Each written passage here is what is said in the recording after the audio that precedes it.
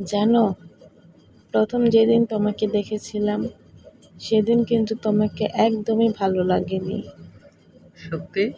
অথচ আমি প্রথম দেখাতেই তোমার হাসিটা মনে রেখে দিয়েছিলাম। তুমি তখন এত চুপচাপ ছিলে যে মনে হয়েছিল তুমি খুব অহংকারী। আর আমি ভেবেছিলাম তুমি হয়তো আমার সঙ্গে কখনোই কথা বলবে না। কিন্তু দেখো, ভাগ্য কত অদ্ভুত। যাকে প্রথমে এতটা অপছন্দ করেছিলাম, এক সময় তার একটা ফোনের অপেক্ষায় সারাদিন কেটে যেত। আমিও বুঝিনি কখনো তোমার সঙ্গে কথা বলা আমার প্রতিদিনের অভ্যাস হয়ে গেল। প্রথমে আমাদের কথাগুলো ছিল খুব সাধারণ। কেমন আছো? ভালো আছি, খেয়েছো? হ্যাঁ, কিন্তু পরে সেই ছোট ছোট কথাগুলোই আমাদের কাছে সবচেয়ে গুরুত্বপূর্ণ হয়ে গেল। একদিন তুমি আমাকে জিজ্ঞেস করেছিলে তোমার স্বপ্ন কি। হ্যাঁ, আর তুমি বলেছিলে এমন একটা মানুষ চাই যার কাছে নিজের মনের কথা বলতে ভয় লাগবে না। তুমি তখন বলেছিলে এমন মানুষ পেলে তাকে কখনো হারিয়ে ফেলো না।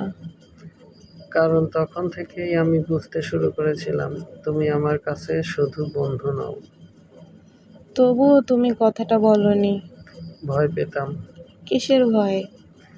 তোমাকে ভালোবাসি বলার পর যদি তুমি আমাকে হারিয়ে ফেলতে।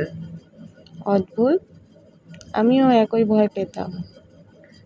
তাহলে দুজনেই ভালোবাসতাম, অথচ কেউ কাউকে বলতাম না।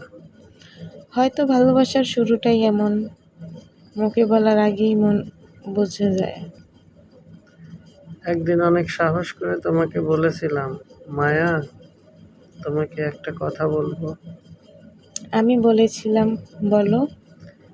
তারপর অনেকক্ষণ চুপ ছিলাম। আমি তখন মনে মনে ভাবছিলাম, আজ কি সে কথাটা বলবে। শেষ পর্যন্ত বলেই ফেললাম, তোমাকে আমি শুধু বন্ধু হিসেবে দেখি না, তোমাকে নিয়ে আমার অনেক স্বপ্ন। আমি জানি না ভবিষ্যৎ কী হবে, কিন্তু আজ সত্যিটা বলতে চাই, আমি তোমাকে ভালোবাসি। সেদিন আমি কিছুক্ষণ চুপ করেছিলাম।